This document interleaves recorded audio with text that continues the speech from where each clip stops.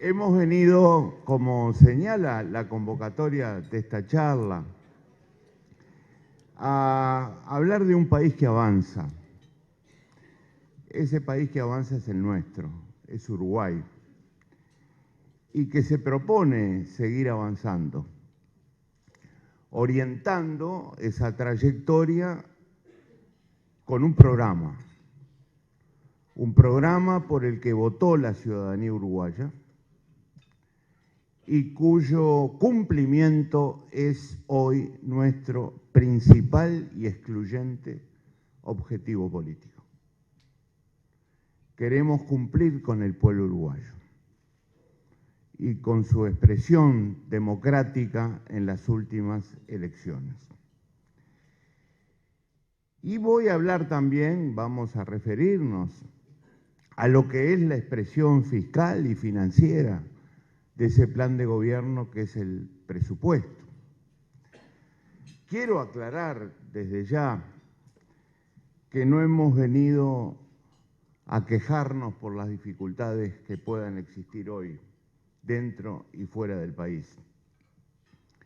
Hemos venido, en cambio, a fundamentar las acciones que estamos desarrollando. Hay que actuar y encarar y avanzar en las buenas y en las malas. No hay que ser autocomplacientes en las buenas ni quejarse en las malas. Simplemente hay que trabajar. Y hay que trabajar a la luz del programa que nos orienta, sabiendo que en la vida de los países, sobre todo en un país como el Uruguay, nunca nada está explicado desde afuera, ni exclusivamente desde adentro.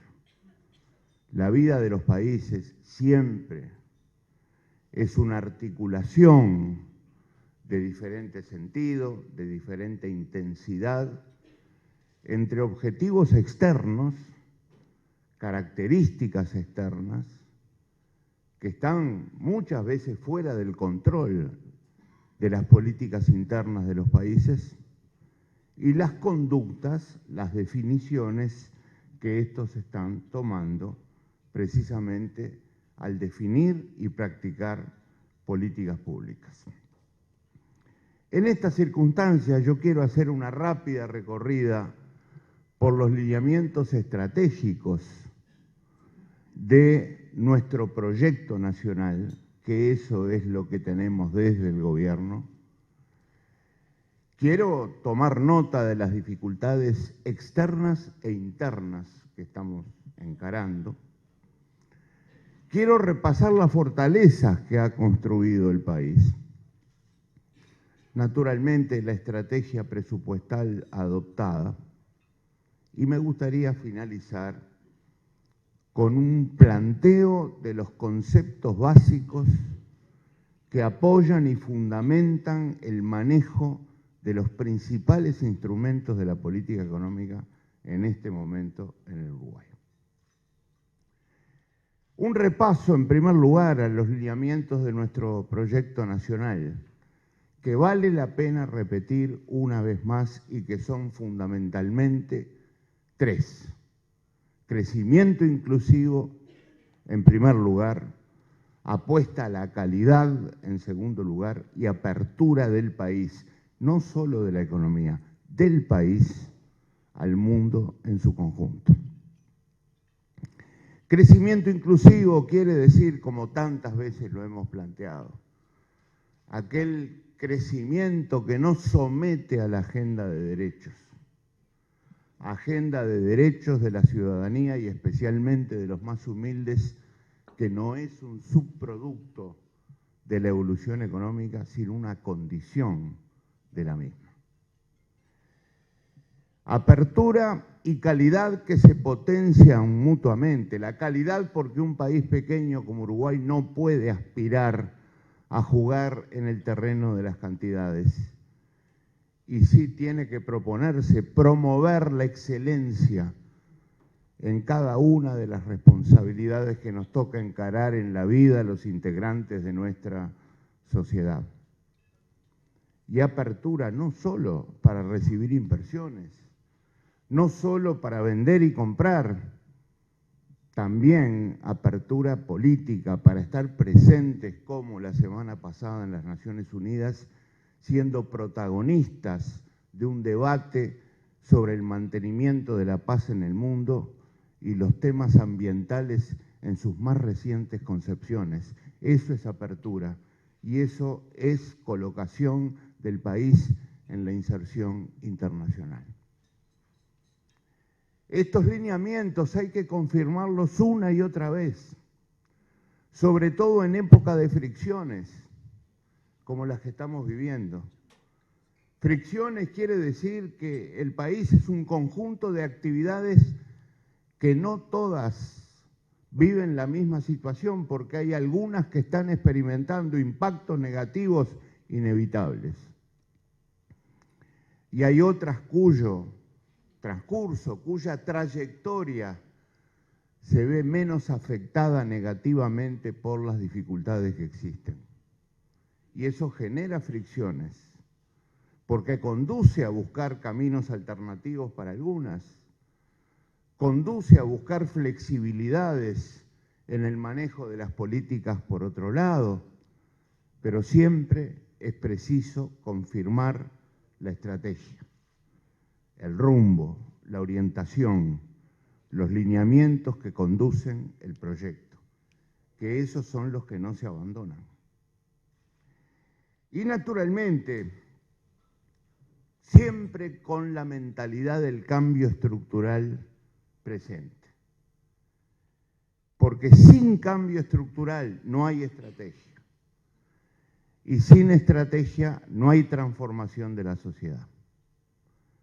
Y por cambio estructural entiendo aquel que va directamente a los factores de larga duración de una sociedad, no a los circunstanciales, no a los coyunturales, a los que duran, a los que marcan una etapa, a los que se proyectan hacia el futuro por largo tiempo y caracterizan las etapas históricas por las que atraviesan los países. Y yo quiero destacar especialmente esta característica por el ministerio que encabezo. Nuestro ministerio no puede limitarse, ni debe limitarse, ni se ha limitado nunca desde que estamos trabajando con nuestro equipo de colaboradores al control de las finanzas y de los equilibrios económicos. Nuestro ministerio siempre ha estado involucrado y deberá seguir involucrado en el cambio estructural. El último ejemplo de este concepto es el proceso de inclusión financiera, cuya reglamentación más reciente se ha conocido en los últimos días en cuanto al cobro de ingresos y de arrendamientos, pero que tiene un alma fundamental que es la democratización del acceso de los sectores más humildes a cobros, créditos y pagos electrónicos, a un sistema financiero respecto al cual siempre han sido ajenos. Y ese es un cambio muy profundo de este país. Un cambio que ha sido estimulado por importantes estímulos tributarios y que al mismo tiempo supone esperar la ampliación y la diversificación del acceso al consumo de los sectores más postergados. Naturalmente, el acceso a los instrumentos de pagos electrónicos, pero también efectos muy importantes para la sociedad, como es el estímulo a la oferta de nuevos productos financieros, la mejora de la formalización de la economía y hasta una contribución también a progresar en el campo de la seguridad pública. Esto es un cambio estructural. Lo menciono porque es el último ejemplo, pero el Ministerio habrá de seguir concentrado en este camino en el marco de su estrategia, además de las labores imprescindibles imprescindibles que recién mencionábamos en el terreno del control de las finanzas y, naturalmente, los equilibrios macroeconómicos, que nunca han sido fines en sí mismos, pero que son absolutamente imprescindibles. Habrá que seguir por este sendero porque el país tiene desafíos muy importantes pendientes. Repitámoslos una vez más. Tiene pendiente el desafío de mejorar sustancialmente nuestra capacidad humana, el desafío de la educación, de la promoción del conocimiento, del desarrollo cultural, sin los cuales la apuesta a la calidad no tiene sentido. Tiene el desafío de la capacidad física y la mejora infraestructural en todos los terrenos, los transportes, las comunicaciones, los servicios portuarios, la energía, proyecto al cual se dirige el ambicioso plan de inversiones que el país ha presentado en la persona de nuestro presidente de la República hace poco tiempo. Tiene el desafío de promover cambios en la estructura productiva del país, enriqueciéndola, diversificándola, y tiene el enorme objetivo de fortalecer la inserción internacional de un Uruguay cuyo lineamiento estratégico es la apertura y no puede desaprovechar la increíble cantidad de oportunidades que el mundo está generando en este momento a través de lo que se ha llamado el plurilateralismo, que ofrece por doquier oportunidades de inserción con beneficios, resultados positivos indudablemente para el país, y que tenemos, sin olvidar nuestra responsabilidad en la región, que saber aprovechar en los tiempos que vendrán. Tenemos dificultades externas e internas. Las dificultades no están viniendo solo de afuera, también las tenemos adentro. Las de afuera, obviamente, en primer lugar hay que mencionar la desaceleración de todas las economías emergentes, las llamadas economías emergentes. El deterioro significativo, profundo, yo diría inédito, que ha experimentado nuestro gran vecino Brasil, no solo desde el punto de vista económico, que están mostrando registros muy preocupantes por lo inéditos y por lo negativos, sino también por la fragilidad política que está presentando nuestro vecino y que hace que se conforme una situación en la región que trasciende largamente a Brasil para extenderse en particular sobre todo el territorio vecino y en particular el nuestro.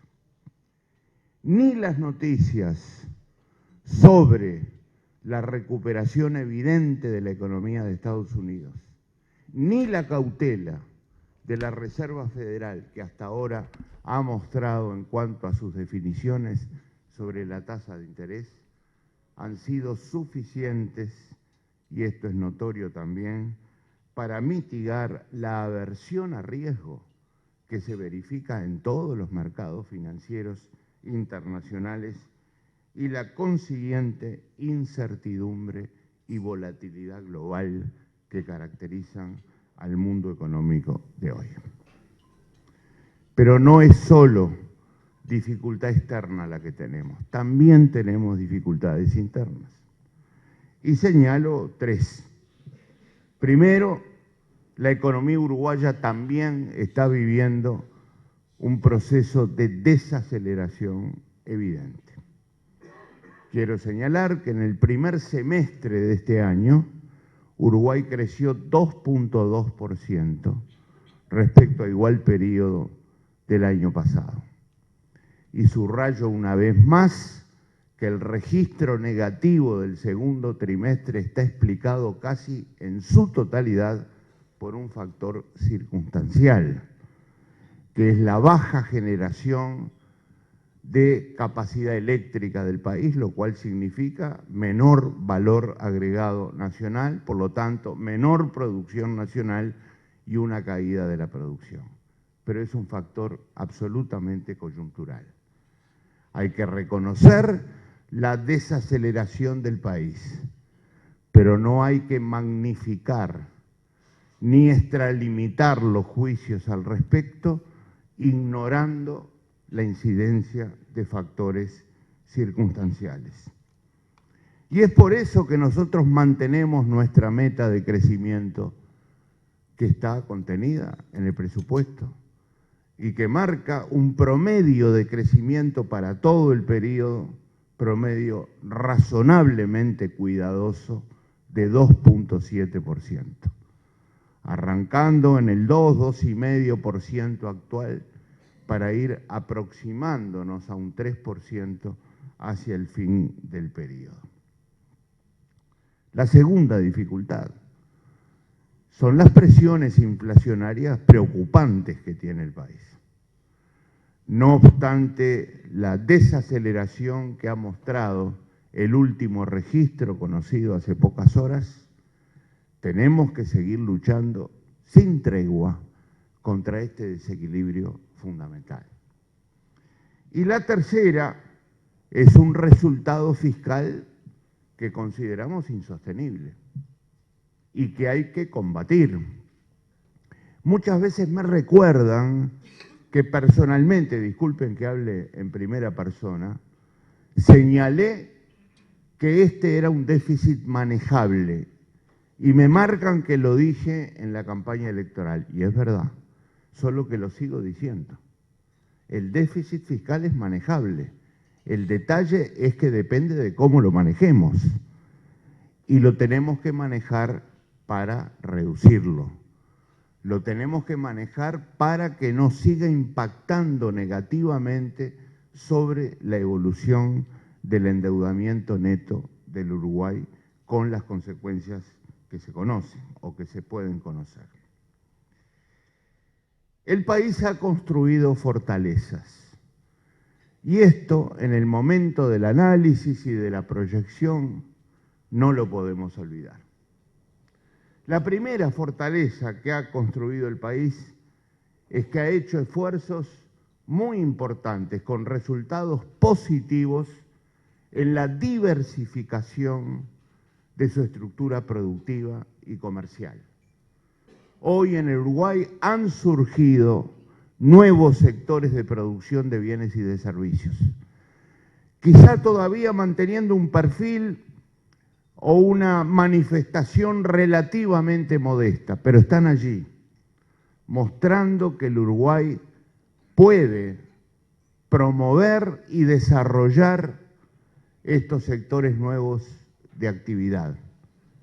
También ha diversificado su comercio, llegando hoy a un número muy importante de mercados del mundo y ha agregado conocimiento a su producción y por lo tanto a su comercio.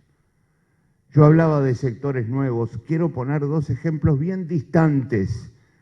En el terreno de los bienes, la industria farmacéutica es uno, la producción audiovisual es otro.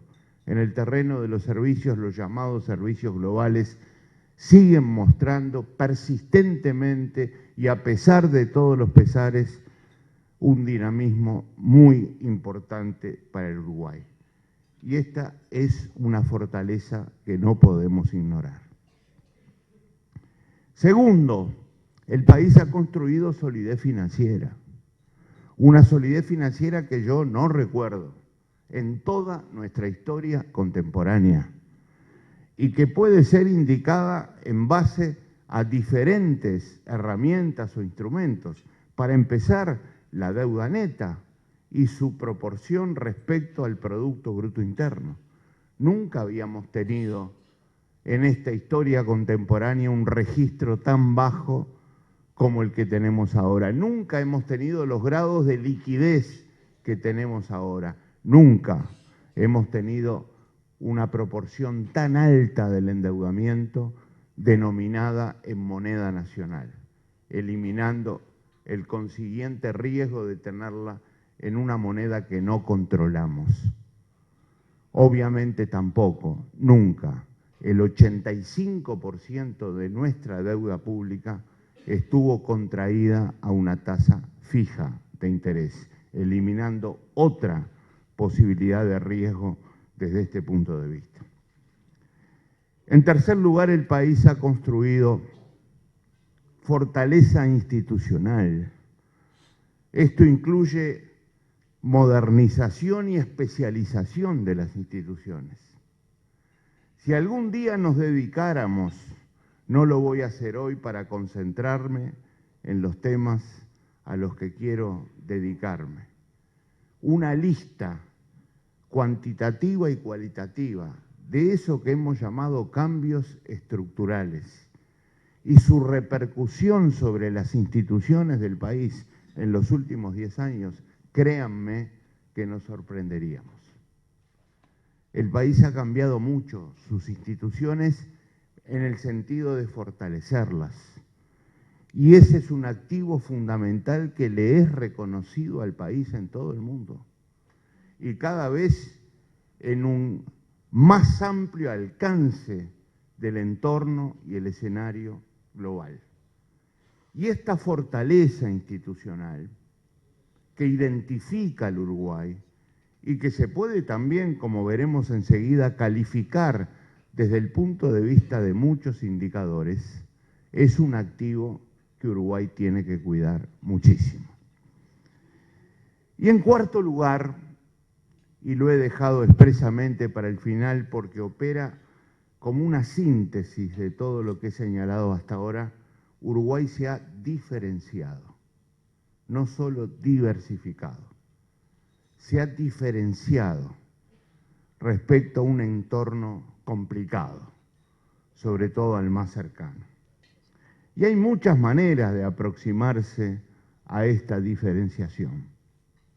Una de las maneras, precisamente, es que hoy Uruguay ha sido calificado con grado inversor, y no solo en el escalón mínimo, sino por encima del escalón mínimo por las principales firmas calificadoras de riesgo.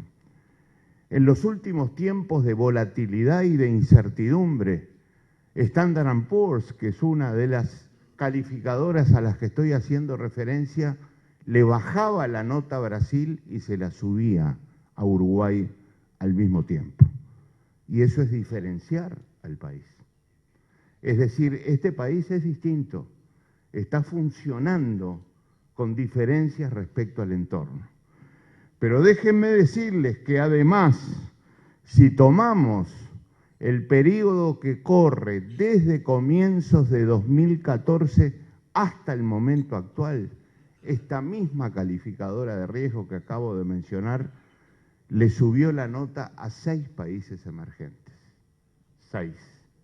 2 de esos países en todo el mundo ya tenían grado inversor. Uno era Uruguay y el otro Eslovaquia. Lo que quiero destacar es que es en el periodo de mayor volatilidad e incertidumbre que se recuerde mucho tiempo, a Uruguay le suben la nota. Y es uno de los únicos 2 países que ya tenían grado inversor al cual se le vuelve a subir la nota. Y es uno de los 6 países emergentes en el mundo que es distinguido con esta apreciación. Entonces, Uruguay se diferencia. Uruguay es un país que tiene en este momento un indicador ENVI de riesgo que está muy por debajo del de Brasil. Uruguay hoy está exhibiendo un indicador de riesgo de aproximadamente 300 puntos básicos. Esta es la magnitud que se paga en materia de interés por encima de la tasa de los bonos de los Estados Unidos. Los 300 de Uruguay se comparan con los 490 de Brasil. Pero al mismo tiempo, la diferencia entre la nota uruguaya y la brasileña aumentó de 62 a 186 puntos básicos. Esto es diferenciarse. Y al mismo tiempo, Uruguay mantiene su riesgo país 10 puntos por debajo en promedio del riesgo país que muestran los países de mayor calificación en América Latina, que son México y Colombia. El riesgo país de Uruguay está 10 puntos por debajo de estos países. Esto hay que cuidarlo, esto es un tesoro, es quizá uno de los capitales intangibles más importantes que tiene Uruguay para seguir dándole trabajo a sus compatriotas y para que los compatriotas que viven peor tengan una mejor condición de vida. Esto es una llave hacia ese camino. Y esta llave hay que guardarla en un cofre muy seguro y no ponerla en riesgo jamás. Este país que se modernizó institucionalmente ha sido distinguido en los últimos días por el Banco Mundial.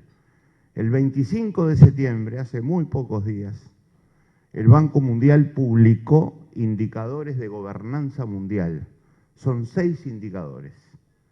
En 5 de esos 6 indicadores, Uruguay no solo tiene una nota alta, sino que está mejorando.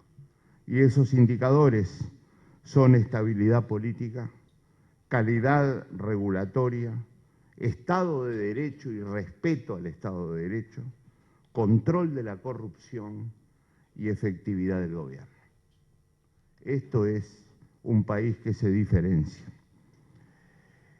Entonces, con estas fortalezas, nosotros afirmamos sin ninguna duda que Uruguay no solo está creciendo, sino que va a seguir creciendo. Y la piedra angular fundamental es el crecimiento. Piedra angular fundamental para articular desafíos con restricciones. Uruguay no está en crisis, Uruguay no está en recesión, la economía uruguaya no está planchada, que es un adjetivo que he escuchado de parte de algunas voces en los últimos días. El fundamento más genuino que yo puedo dar, más allá de predicciones, es precisamente el comportamiento de la inversión. ¿Qué fundamento más genuino para apoyar las perspectivas de crecimiento hay que no sea la inversión? Es el que elegiré siempre para hablar y discutir sobre posibilidades de crecimiento. Y la verdad es que los números de la inversión hoy, en la actualidad de este país con dificultades, no solo no son malos, sino que son muy auspiciosos. Menciono 2 o 3, nada más. En los 8 primeros meses de este año, los proyectos auspiciados y estimulados por la Comisión de Aplicación de la Ley de Inversiones crecieron un 28% respecto a los 8 meses del año pasado, a los 8 primeros meses del año pasado. Y el volumen de la inversión asociada a estos proyectos, que en número crecieron de esa manera, aumentó 15% en 8 meses. La inversión del exterior ha mantenido un excelente comportamiento. Yo voy a comparar ahora el primer semestre de este año con el último semestre del año pasado. Ustedes se preguntarán por qué no comparo primer semestre de este año con primer semestre del año pasado. No lo comparo por una sencilla razón.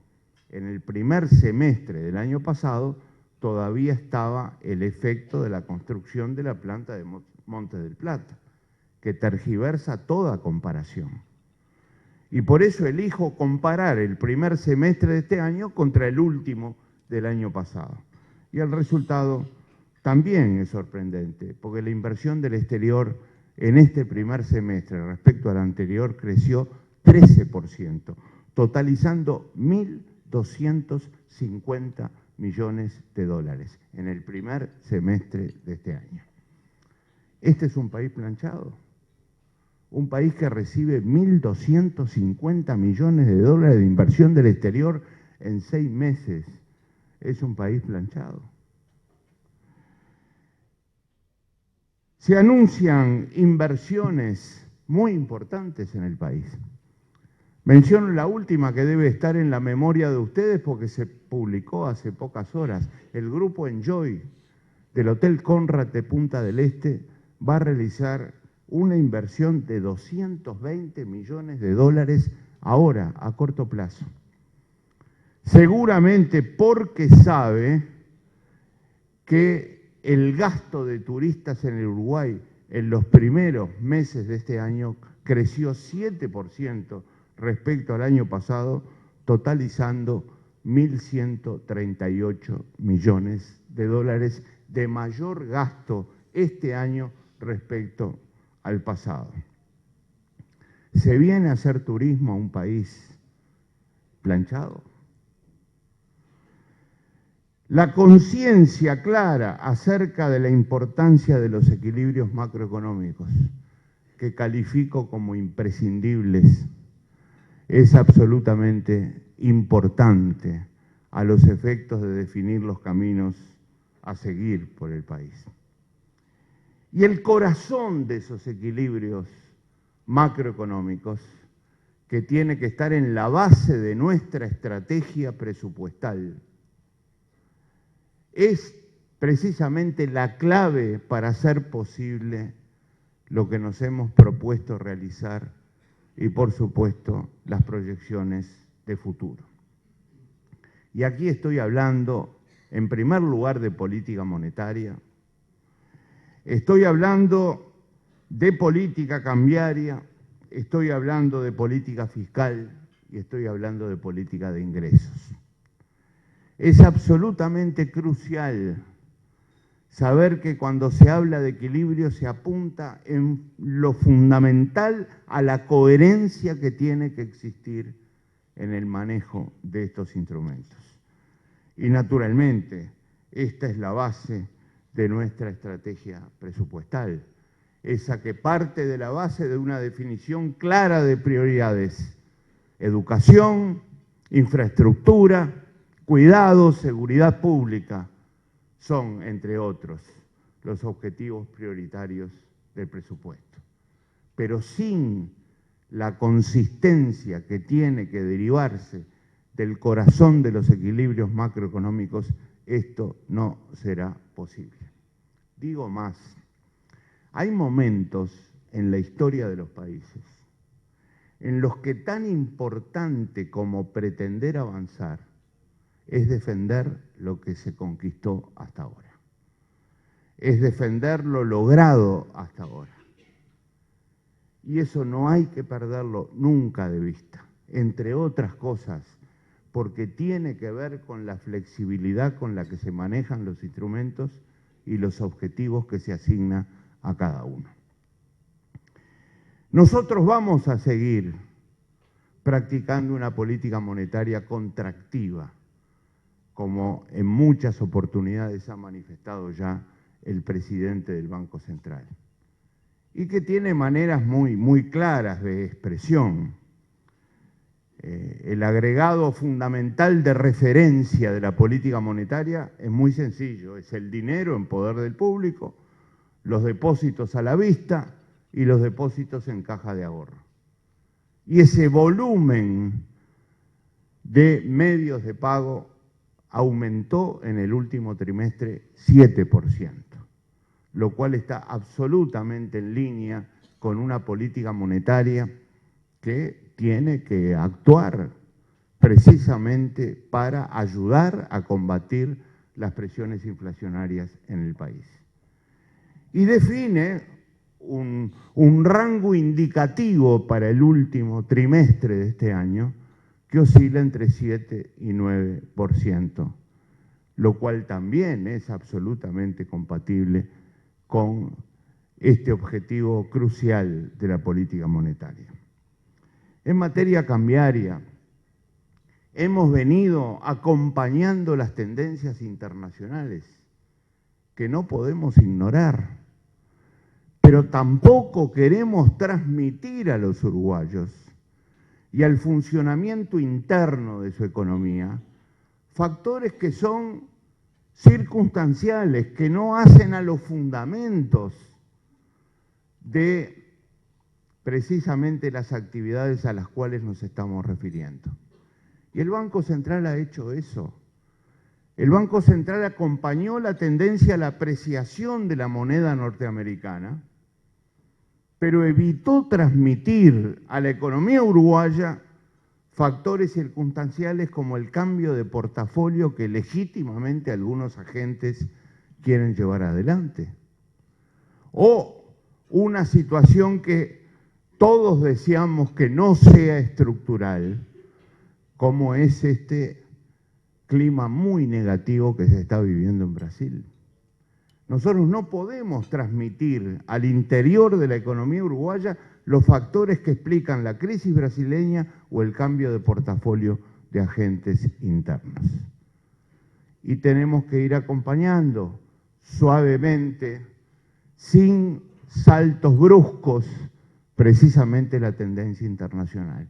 Y eso es lo que se ha hecho en materia cambiaria. En tercer lugar, ya lo he señalado, la política fiscal para nosotros es el ancla de esos equilibrios que mencionaba recién. Y es fundamental mejorar el resultado de la política fiscal. Y nos lo hemos propuesto en un presupuesto que promueve, entre otras cosas, una reducción del déficit que hoy tenemos. Y finalmente, en materia de ingresos, la flexibilidad que estamos promoviendo es una flexibilidad coherente con el manejo de los otros instrumentos. Y aquí también se explica claramente aquello de hay momentos en la vida en que es fundamental no olvidarse de lo que se conquistó hasta ahora y manifestarlo en la jerarquía de los objetivos. Hoy, defender las fuentes del trabajo es tan importante como lograr progresos en materia de ingresos y en materia laboral para todos los uruguayos. La misma jerarquía. No estoy proponiendo que un punto de vista desplace al otro. Estoy proponiendo que son tan importantes uno como el otro y que eso tiene que reflejarse en términos de la flexibilidad que estamos manejando.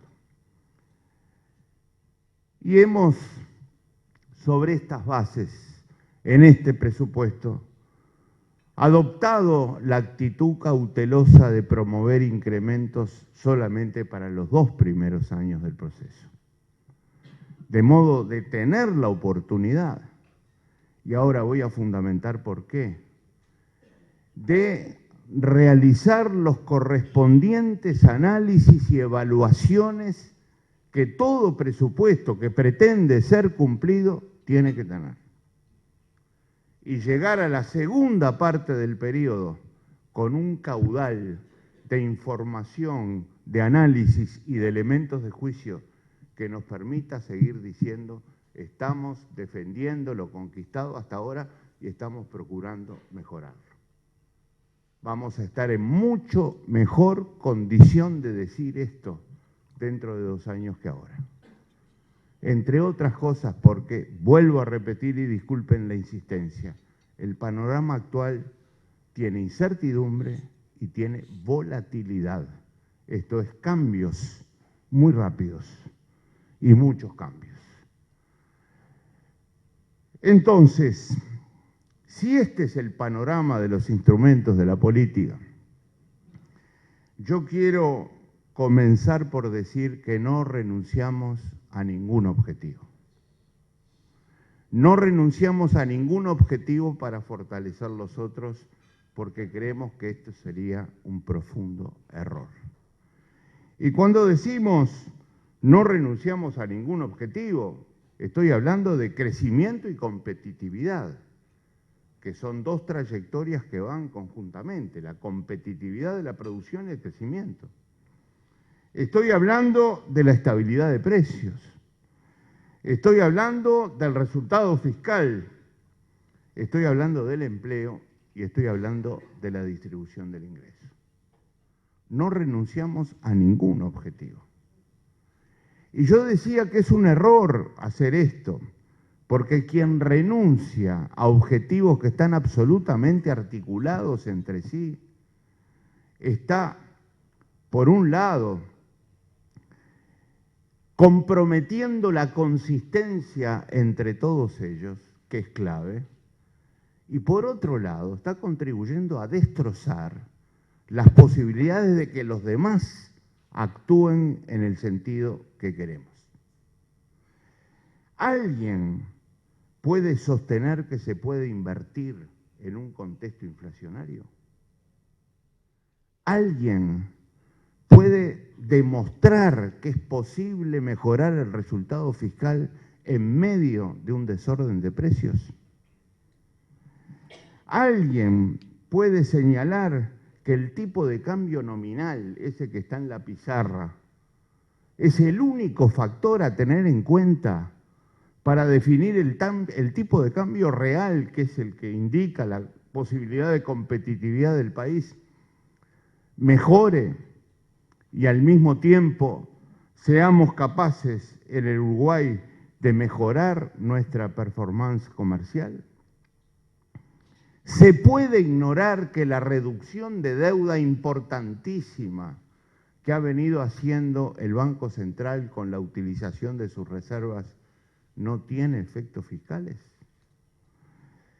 Dada la situación de nuestras empresas públicas, ¿se puede afirmar que una mayor devaluación puede compensarse con una rebaja de tarifas?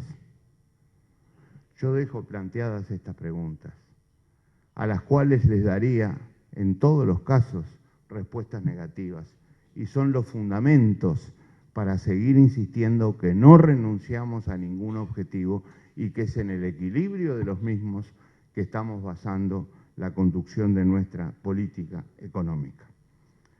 Es un problema de coherencia y de equilibrio entre todas estas herramientas. Y aquí voy a señalar un elemento importante, un problema no solo de equilibrio entre instrumentos, donde ninguno puede fallar o desafinar, sino un problema de lapsos muy cortos. Cuando una situación es volátil e incierta, los lapsos de las decisiones son muy pequeños, muy pequeños. A veces es cuestión de horas incluso, cuando no de pocos días. Y lo que va cambiando no es la orientación del manejo de un instrumento, sino apenas el énfasis que se pone en cada uno. Yo incluso hablaría en estos términos utilizando la palabra dosis. Administrar las dosis de esos instrumentos permanentemente en lapsos muy breves, que exigen definiciones oportunas. Nosotros no tenemos un modelo, lo he dicho muchas veces. Nuestra referencia no es la economía o el estado del bienestar tan criticado en los tiempos que corren. Y no tenemos modelo porque no creemos en esas construcciones cerradas, inflexibles, históricamente muy asociadas a experiencias fracasadas, que van desde un estatismo dominante al reinado irrestricto de las leyes del mercado, pasando por ajustes fiscales con cataratas de impuestos y un gasto público inocuo respecto a las necesidades sociales. Preferimos y preferiremos siempre la definición clara del rumbo, de la orientación. Un rumbo y una orientación basados en valores superiores. Estoy hablando de la libertad, de la justicia, de la democracia, de la participación, de la prosperidad, conjunto en el que tan importante como cada uno de esos valores es la misma jerarquía entre los mismos. La misma jerarquía que significa que si se lastima a uno, sufren todos. Yo no quiero renunciar a un poco de libertad para tener un poco más de justicia. No se puede. Cae el modelo, cae la concepción, cae la orientación que estamos siguiendo. Y por eso hablamos de la misma jerarquía entre los valores y la articulación compacta entre todos ellos. Proceso en el que cada paso cuenta. No hay atajos tentadores pero traicioneros. Cada paso cuenta, y cuenta igual que los demás, y se apoyan los precedentes. Ningún paso es más importante que el conjunto. Y es el conjunto de esa trayectoria el que va explicando los avances. Esto nos lleva a la convicción de seguir fortaleciendo las instituciones. Un proceso de desarrollo puede ser visto desde muchas perspectivas. El fortalecimiento, la modernización y la especialización de las instituciones son absolutamente fundamentales como características de un proceso de este tipo. Ahora bien, gobernar es buscar conductas coherentes con los objetivos que se persiguen. Los países no los cambian los gobernantes, los cambian los integrantes de la sociedad. Y buscar conductas coherentes con el contenido de nuestras políticas significa saber de antemano que nos vamos a encontrar con conductas deseadas y no deseadas. Nos vamos a encontrar con conductas coherentes y contradictorias con lo que queremos. Nos vamos a encontrar con conductas esperadas y sorprendentes. Así es la vida de la sociedad. ¿Y un gobierno qué busca? Un gobierno busca estimular aquellas que resulten coherentes con el proceso que se desea llevar adelante. Y esto no puede ser analizado con el enfoque de las ciencias exactas, como la matemática, la física, la química. Yo no puedo meter a la realidad en un tubo de ensayo, aislarlo del medio social y analizar lo que pasa adentro para tomar decisiones. Eso no se puede hacer, porque esas conductas no solo están fuertemente influidas por el medio social en la que tienen lugar, sino que a su vez juegan un papel sobre el medio social en el que tienen lugar. Así son las actividades humanas, y la economía es una actividad y una disciplina humana por excelencia. Entonces, gobernar es buscar esas conductas y, sabiendo que esto ocurre, administrar el poder, que está encerrado muchas veces en los instrumentos de la política para buscar esas conductas coherentes. Solo que en la sociedad, como decíamos recién, va a haber conductas contradictorias, y algunas de ellas estimuladas desde el poder, no del gobierno, pero de la sociedad, por gente que está persiguiendo otros objetivos. Y así es la sociedad, por aquello de que estamos refiriéndonos a una actividad de los seres humanos.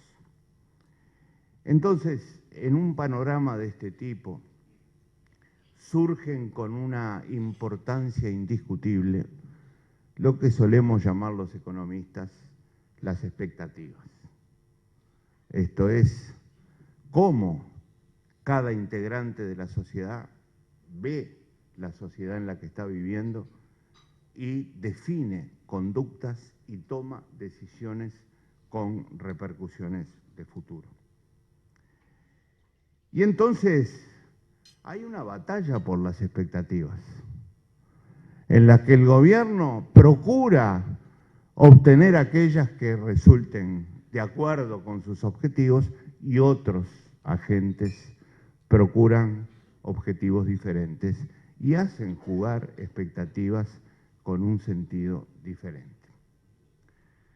Yo voy a pedir a esta altura del análisis, que ya es la reflexión final, que no se tomen estas palabras, ni directa ni indirectamente, como una censura a quienes analizan la sociedad.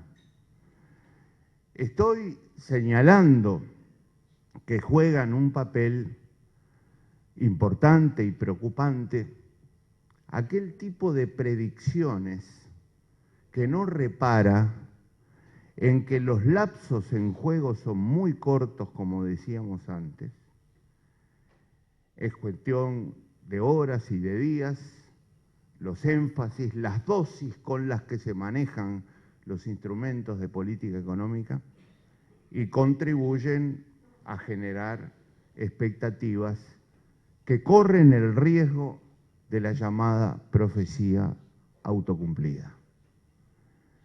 Yo no creo que hoy se puedan hacer predicciones con un horizonte largo de tiempo, obviamente. Yo creo que hoy hay que concentrar el análisis en las características que la circunstancia externa e interna que vive el país está marcando.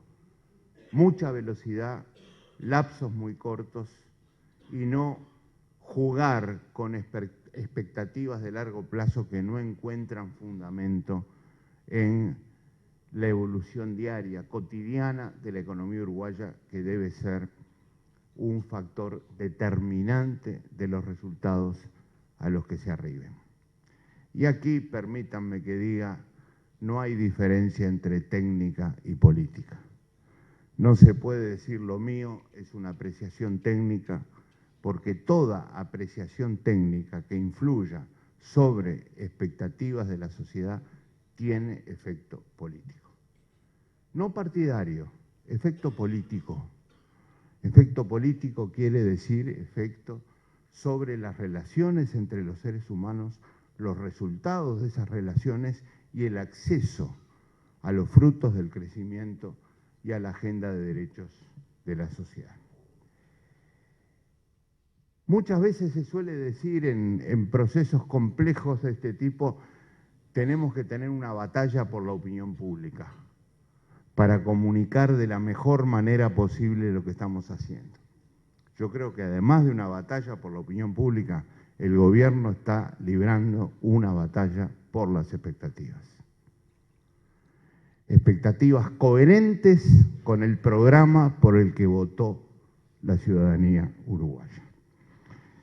Estamos muy tranquilos porque en esa batalla participamos con un arma fundamental, que es la confianza y la autoestima colectivas que el Uruguay, todos los uruguayos, hemos sabido construir durante el transcurso de los últimos años.